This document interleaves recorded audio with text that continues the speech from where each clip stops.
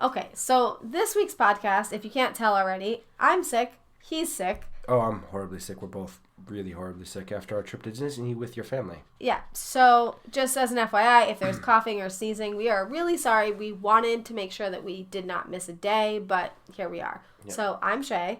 I'm Tyler. And it's cinematically correct, and this week's movie is The Holiday. Yep. So we're sticking with our Christmas theme. We got sick from your parents on the holiday. Blame your family. Okay, mean, and also no one can hear you, just FYI. I know. I'm trying. I have lost a bit of my voice. Right. So anyway, we're doing The Holiday. We're sticking with our Christmas theme. This is probably Is this a Christmas movie? Let's not get into that right now, but this is probably my favorite Christmas movie. Maybe Love Actually. I don't know. There's contention there, but regardless, you said that you didn't know if you had seen it from start to finish when we started the movie. So had you seen it start to finish? I believe I had. I just don't remember a lot of the details because it was like one time, and I think it was one of the TV edits that they did. So I don't know if the whole movie was in there.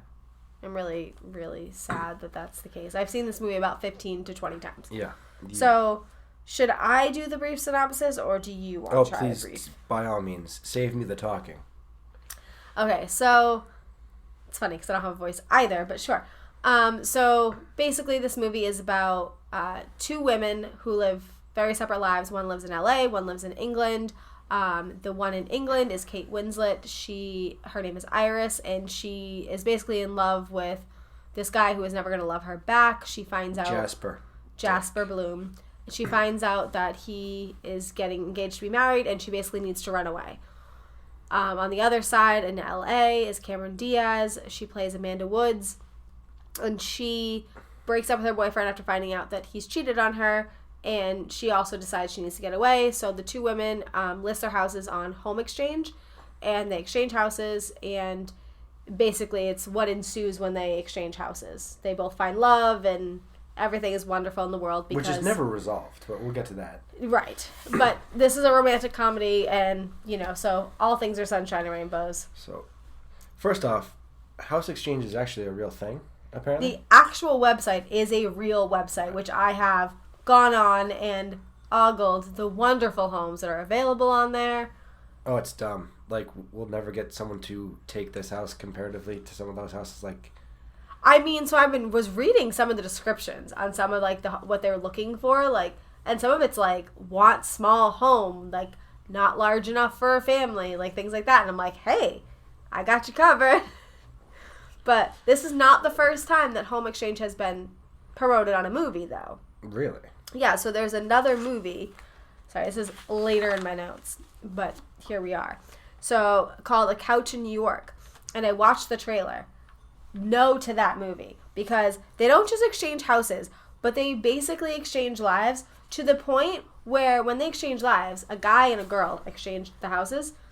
The guy comes back and his dog likes the girl better. Oh, like, no. I mean, obviously I only saw the trailer, so there's probably more to it, blah, blah, blah, but ain't nobody got time for that. I don't know if anyone's seen that movie. You can let me know if the dog ever, like, re-loves him again, but, like, I don't think my heartstrings can take that. I'm just saying. No, if Dubs actually loved you more than you would die inside. I would. Just thinking about it, I'm dying a little inside. No, I know.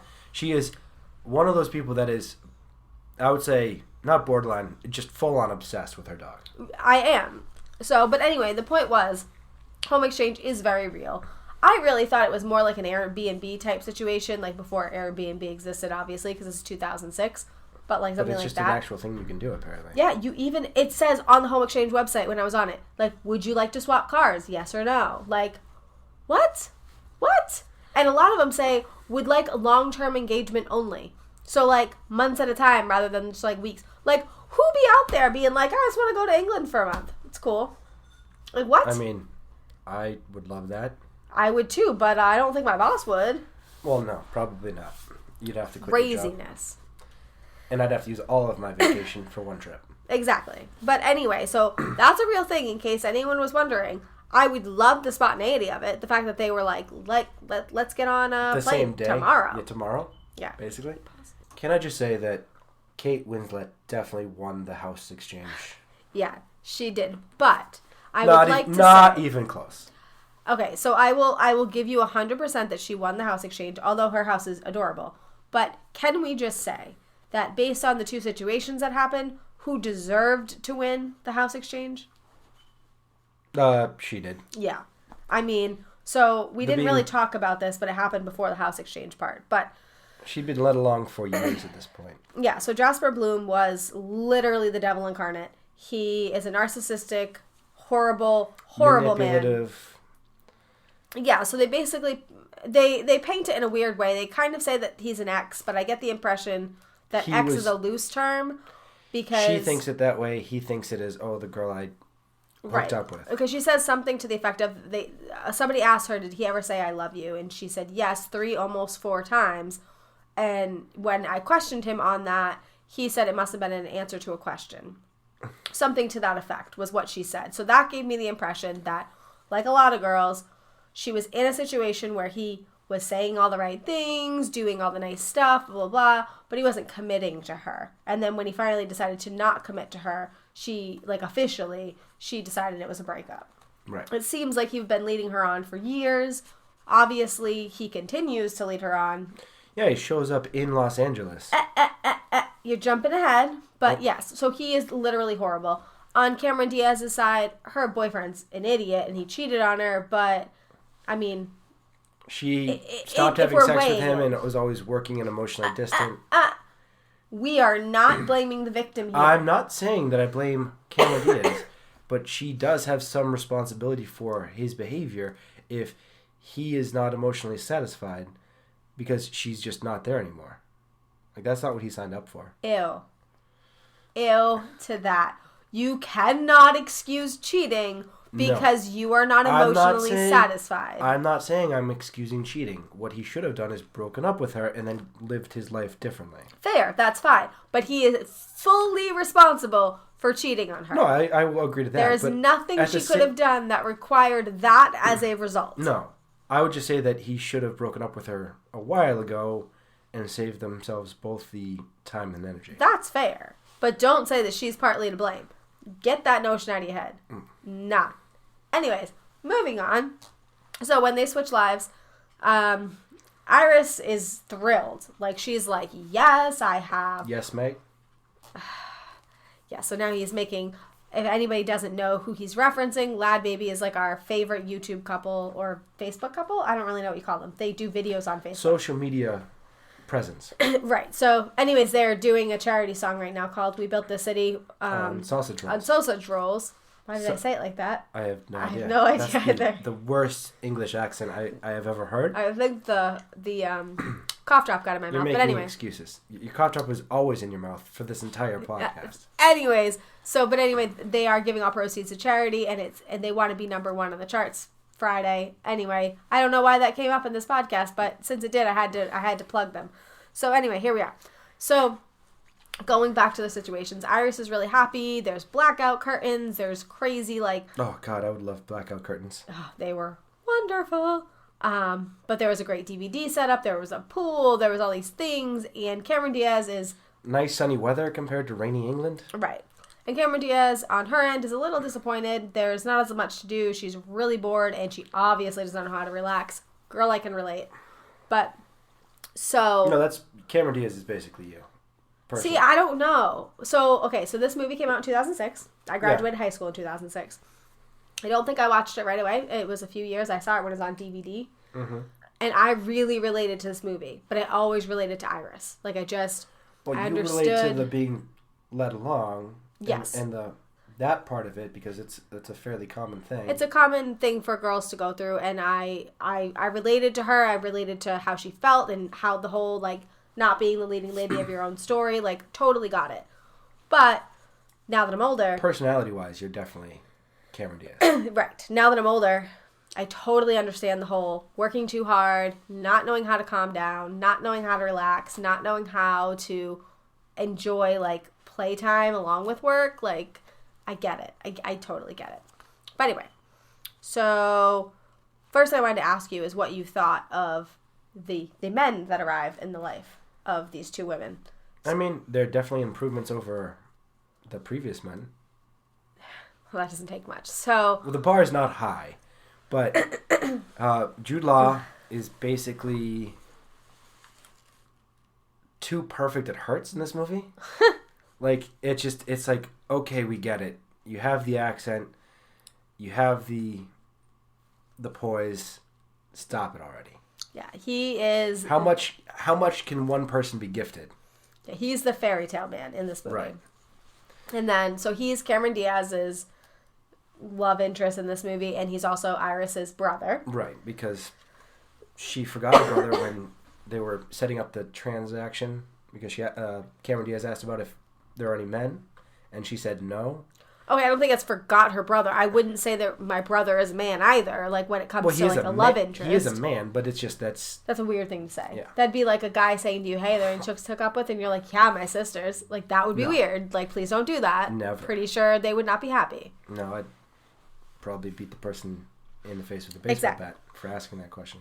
Exactly. So she has Jude Law. They meet by, he shows up drunk at her doorstep. He thinks his sister's there, and he's going to sleep on her couch, and he's the most poised and put together drunk I've ever seen in my life. Oh, he was the very definition of someone pretending to be drunk, because he's not actually drunk. I mean, even the way he kisses, like no, can men do that? I'm sober? Never mind, drunk. Like, I mean, what? And then the whole not slurring words when he's supposedly hammered. Right. No, he's not drunk. Right. And then on the other hand, there's Jack Black, which is for Iris. There's not enough nice things to say about him. You are so super obsessed with Jack Black's character. It's unhealthy, darling. For as long as I have watched this movie, he has been my ideal guy. Like, he's goofy, he's silly, he's flawed. He has obviously, like, gone through issues and whatever, so he's not, like, the perfect, like, guy. But I think he really is very realistic. Like, he's... I mean, yes and no. Like, he's over the top sweet. Like, it's insufferable. Hello? Have you seen a mirror? What do you mean? I'm not that nice. You bought me a cannoli in Florida by literally leaving the hotel and going in a cab for like 40 minutes. It was an Uber. Oh, I'm sorry, an Uber. I'm sorry that you're hearing the background noise. That is my dog deciding that she feels the need to be mobile right now when she's been sleeping all day. But anyway, you literally went and got a cannoli. Like, in a cab. It was an Uber, and in my defense, I had some other ulterior motives. Oh, would you like to share those? Yeah, ulterior motives. He wanted to buy me a souvenir because I didn't have one yet, and he also wanted to find me a holiday Eeyore because we couldn't find one. So all things for me. Well, it was one of the few excuses I could find when we were on vacation to get away from you and your family to do some shopping. Yeah, how incredibly unsweet of you. Well, thank you. You're welcome, but still, insane. But since we're on the topic of him, we should discuss the horrendous article that somebody wrote. They make some valid arguments. No, they don't. So Cosmopolitan wrote an article saying it's titled, "Sorry, but here's 9 reasons why Miles from The Holiday is the worst." Miles is the Jack Black character. I posted it on Facebook. Some people agreed, some people didn't with the article. But I just want to talk about a few of the points because Tyler over here seems to think that they make some good points. I mean, I can see their perspective. I don't ultimately agree, but I can see their perspective. So would you like to pick some of the points that they picked that are good? Just because I disagree with all of them. Well, let's just go down the list quick. So The first one, he didn't pay for sushi and he bailed. This is 2006, but a woman is still able to pay for dinner every now and again. Yeah, and I mean, they were friends right. going out to dinner, so I pay for my guy friends sometimes, and they pay for me. Like, right. You just go out with friends, and you either split the bill, or you say, I'll get you next time. Right, so that's fine. The next one, he's not very self-aware. I do agree with this one, because he turned the music up when someone else is in his car on the phone, which is very rude. Okay, we've had this argument. First of all, Tyler is not a radio listener, but I'm tone deaf, and I'm the type of person that could live without music. Well, but all I'm saying is... And that's going to make the internet hate me even more. I mean, this podcast will probably make the internet hate me because I'm very passionate about this movie. But All I'm saying is, if my jam is on the radio and I'm like, hey, it's my jam, and you're like, oh, I forgot, I gotta call my bestie, I'm gonna have some issues with you. What if she received a call from her agent and it's about a movie role? I mean, there are extenuating circumstances. I will give you that. But from the character that they've made her to be, I feel like she just decided that she didn't care about his song and made a phone call. Well, that's your perspective on it. Doesn't mean that their perspective is invalid. It just means it's different because they interpreted it differently. Yeah, they interpreted it differently because they don't like him. Right. Ugh. Anyways, moving on. He's the king of mansplaining. Yeah, he mansplains the movie soundtracks. Like, who doesn't know Da-Dum from Jaws?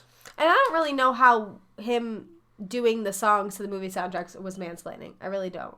Well, everyone has heard the songs that he's talking about. Well, and I don't know how that's mansplaining. That's just explaining something from his job perspective. I mean, fair. I didn't find that one egregious. He's just a bit cringe. They were saying that because he went to... kiss her twice and it was awkward. Oh, yeah. He says, I'm sorry, I didn't mean to kiss you twice, and then linger on the second one. Ew, no, no, no, is what the person says in the article. I think that's adorable. I think that's somebody drank a little bit too much. He went to do the nice, like, one kiss, goodbye type things. That seems to be, like, what they all do in this movie. And he did a second one. And I think that was adorable, how he was just awkward and cute. And I just thought it was adorable. So, screw you. He's late to the award ceremony for Arthur. Okay, Mr. Late, tell me this is a good point. I am always late. That's 3 hours late to our first date. Oh, God. You got to let that go. Yep. Mm-hmm. Let it go. I can't let it go. You have to. For the good of our sanity. Uh-huh. Mm-hmm. Or at least my sanity. Well, so regardless, I don't think being late makes you the worst person in the world. Otherwise, I'd be single. I don't say it makes you worse than Hitler, but it's not very polite. I mean, I've been trying to work on it. I've been more on time since we started dating. Is that not fair? He completely friend zones Iris until it suits him. Okay. I have to. I'm sorry, but what woman in the world has not friend zoned somebody until it suits her? Well, that just because women have done it doesn't make it an okay thing to do.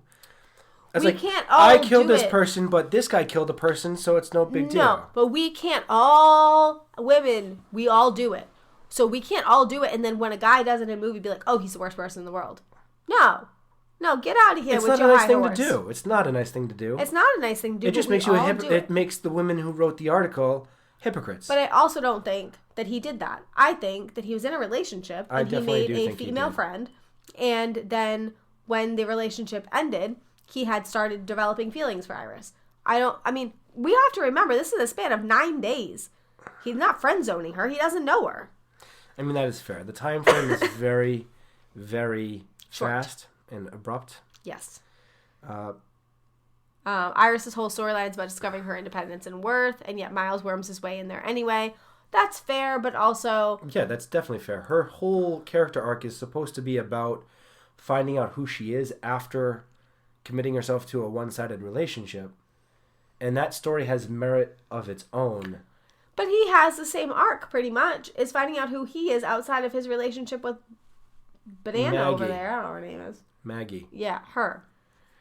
He's not grateful for Iris' hospitality. I think this person's reaching at this point.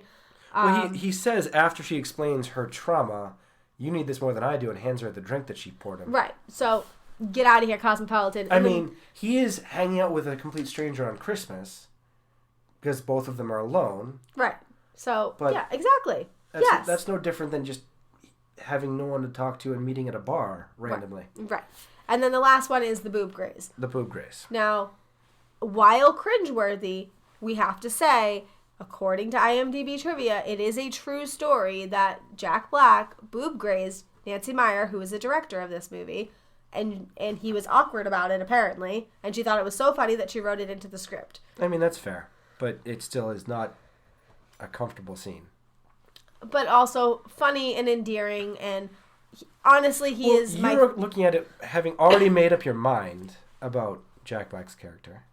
I'm not saying you're wrong, but you're looking at it one-dimensionally, and you're not seeing someone else's side, which is something you criticize me about all of the time. It's not that I'm not seeing her side. I disagree. But you criticize me for stating my declarative statements that certain things are the way they are.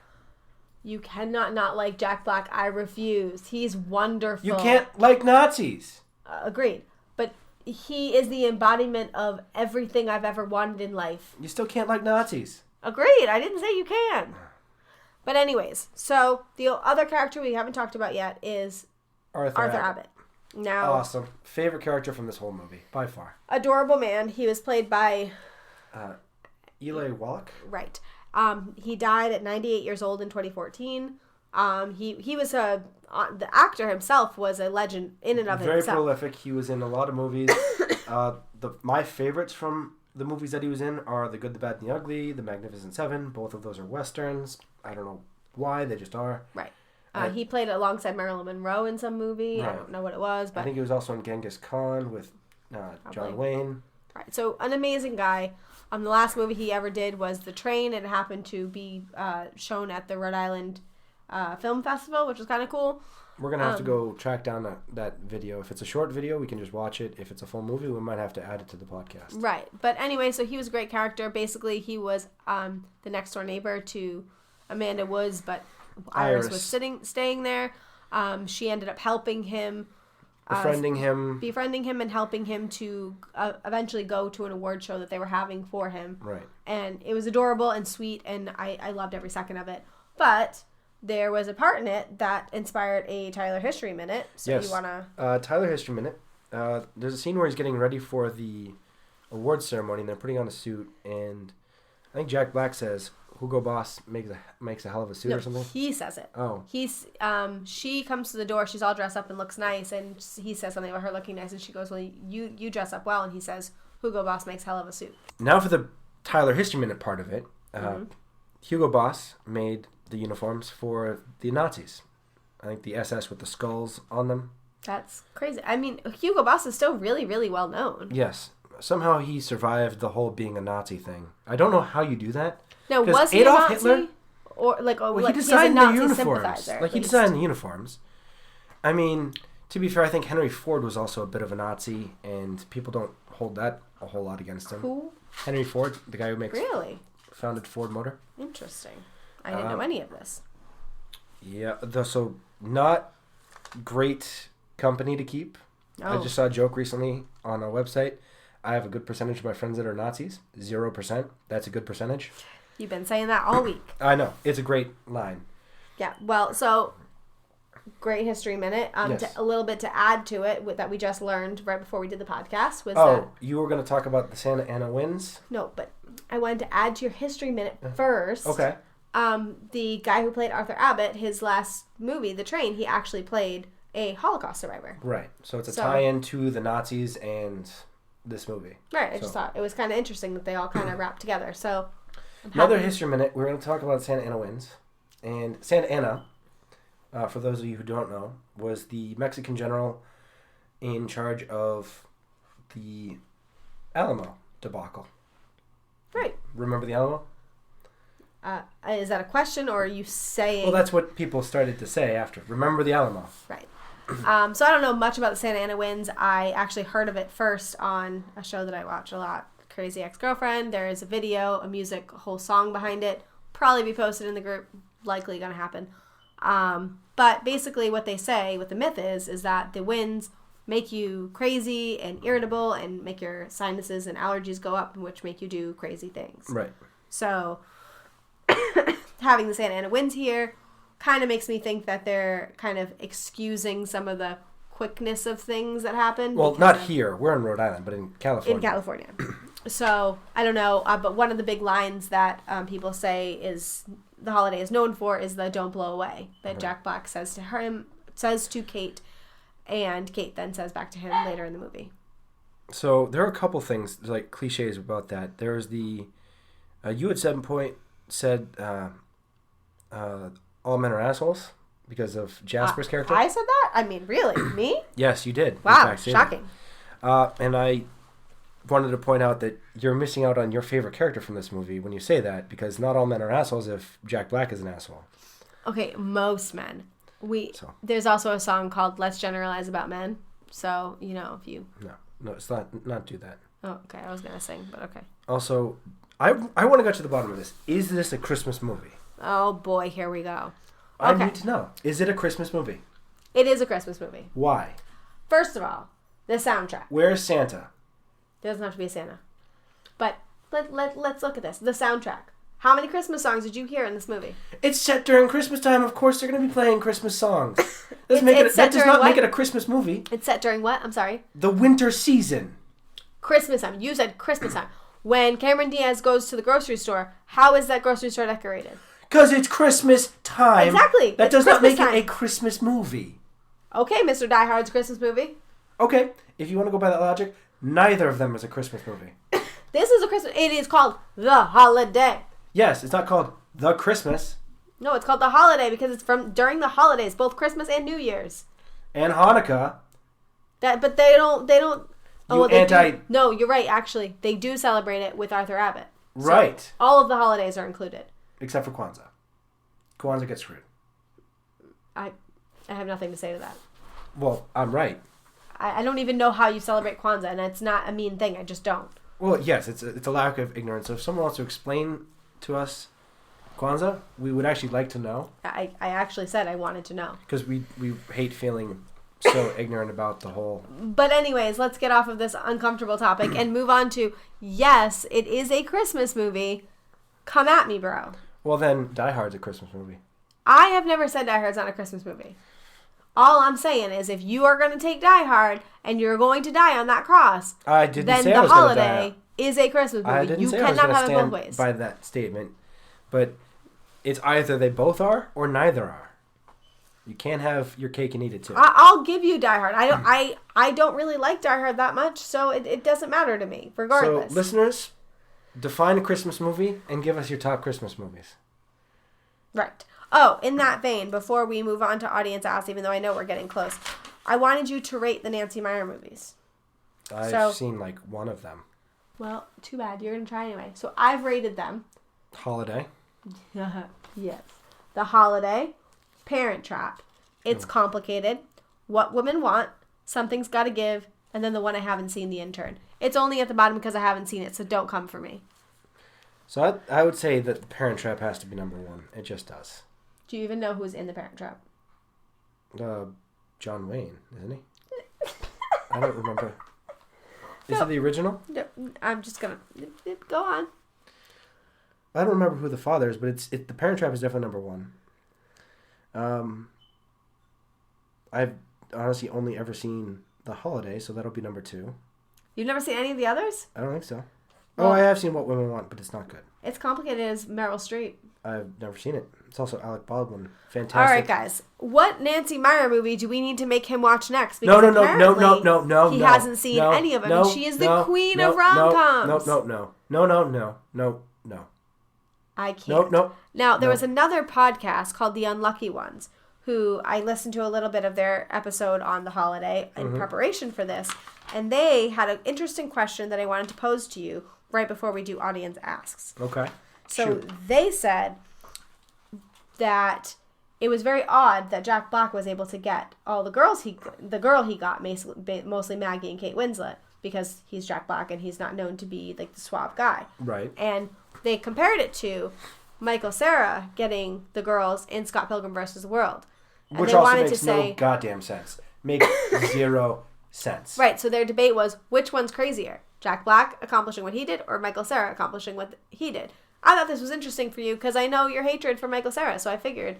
So they're both equally absurd in their own way. And we've done both movies, by the way, so if you want to hear about Scott Pilgrim and his feelings on that, please go back to that episode. As trivial as it sounds and as horrible as it sounds, I think Michael Cera, because he's a loser with no money in the movies, is crazier than Jack Black. Is crazier than Jack Black because he at least has a good job with very good income. And there are some women, Maggie in particular is the one I'm pointing out in this scenario, that may very well be attracted to a man with money because she wants to support her acting lifestyle. And okay, that's fair. I mean, I don't find any of it crazy because I always go for the underdog guy, and Jack Black is just goals. So audience asks. So one of the audience asks I just wanted to kind of read to you because I felt like it would make you happy. But somebody said, Besotted Geek said, what does this movie really have to do with Christmas? Why are so many romantic comedies set around Christmas when the time of year really has nothing to do with the movie? That's a fair point. It has nothing to do with Christmas. I disagree. So a lot of people are saying that this movie is unrealistic because nobody could possibly get that much time off during the holidays. Oh, yeah. I have like a day. Okay, but Amanda Woods owns her own business, so she could absolutely get that much time off.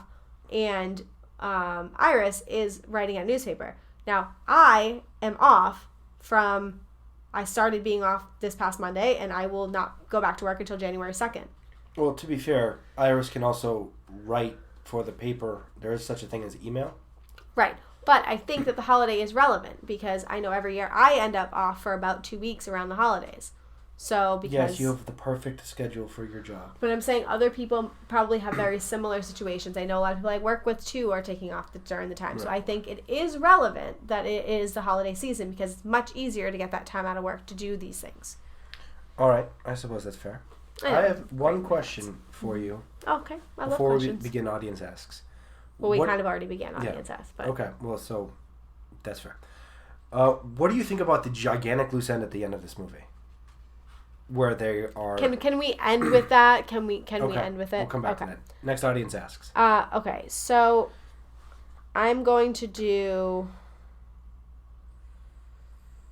Okay, I'm going to do this one just because you've asked this question a million times. So, Repodcasting asked, when Graham first meets Amanda, he says that he often crashes on Iris' sofa after going drinking at the pub. How is he able to do this so often as he's supposedly a devoted single dad? Who's watching his children? And that is in all caps. Now, somebody did respond. Single Girl Table for One responded and said his parents do this. He only does that once a month or so. Single hot dads need breaks, too. I think it's the weekend. So he goes and unwinds on the weekend, sends the kids to the grandparents for the weekend. But there are times where I believe that chronologically he's not on a weekend and he still has shipped off his kids somewhere. Well, right. So the time when he goes, he's like laying in bed with his daughters and he looks at his phone and he decides to go to her house. Explain that to me. Where the hell are those children? I don't know. That one I can't understand because he was literally laying in bed with his children, looked at his phone, and then all of a sudden the next scene he's at her door. Yeah. So like what? And how many weekends are there in 9 days? 2. Right. So what? He also just got out of work, basically, from that. Right. So I don't know. Worst father ever. Right. Now, whoa. He's daddy AF. He says, I'm daddy in the movie. Oh, don't make it weird. Don't make it weird. I guess I already did. But anyway, so you wanted to talk about the ending, and I wanted to do that at the end of the podcast because it's the ending of the movie. So, here we are. My dog is also trying to get up. So, if you hear noises, it's my dog making her way onto my chair. So, what do you think of the gigantic continent-sized plot hole where... Okay. In fairness, it's not a plot hole. They just don't explain it. It's a loose end. It's a gigantic loose end. It is a gigantic loose end. Bigger loose end than the letter from Saving Private Ryan. Yes, okay. I'm going to be honest here. The first few times I saw the movie, I didn't really care about the loose end because to me it was just sunshine and rainbows, made me feel happy, made me feel all the good things. But that's not how life works, darling. I know. And I for the podcast, I forced myself to think about this. And this is what I believe happened in my mind of minds. I believe Jack Black moved to England to be with Iris, and Amanda moved her business to England to be with what's his name. Well, why wouldn't Iris move to L.A. and write on a computer from literally anywhere? But Jack Black writes just musical scores. Why can't he do that in England? Well, they could both do it. So why does he have to pick up and move? Because I feel like journalism is a very tough job. It's a very cutthroat business at this point where it's dying out. And if she finally has a job that people are recognizing her, then she should stay there. Plus, she has her brother and his family and all of that. Well, okay. But then, is it really fair to make all of your employees move with you for a business? Are you now on Amanda? Yeah. She doesn't have to. Just because she owns the business. She can live anywhere and still run the business in LA if she wants to. I suppose. I'm sure she has the money. Look at her house. And she flew first class. Yeah, which we didn't even get into, but I've never seen a first class airplane. So I guess it's because I've never left the country is what Tyler told me. So I don't know if that's He true. would be on a bigger plane, would be my guess. So when we go to Iceland, we're going to find an airplane that has first class just so I can see that curtain. I'm in for it. Okay. Okay. As long as I don't have to buy the $10,000 plane ticket. No. But anyway, so how do you feel about the loose end? Honestly? Yes, honestly. I think everything fell apart horribly. No! This is Christmas, and everything goes well on Christmas. Well, after Christmas, they go back to life. This is like New Year's resolutions gone wrong. Well, no. What New Year's resolution sticks? No. Jude Law made her cry. Doesn't that mean anything to you? She cried? She cried in the cab. So that means she cried. That means that she broke through and real feelings happened. Welcome to the world of rom-coms. Yeah, but that's not how life works. Oh, God, I can't. But anyways, okay, so let us know how you feel about the loose end of the movie, because the loose end in Saving Private Ryan, as Tyler has alluded to, did very much bother me. We did an episode on that as well, if you feel like listening to it. We're just plugging our own episodes Apparently, as we go. who knew that we were going to talk about all of our old episodes? I guess the end of the year wrap-up is kind of happening. Before we get to our personal rating, one last thing. What was the Rotten Tomato score for this I movie? don't want to talk about it. What was the score? I'm hurt and offended. What was the score? The audience score was 80%. What was the actual score? It was 46%, but that's not the point. 48. That's not the point, okay? Also, one of the comments was confusing. I love delightful comments. Go. So somebody said, only 2 words.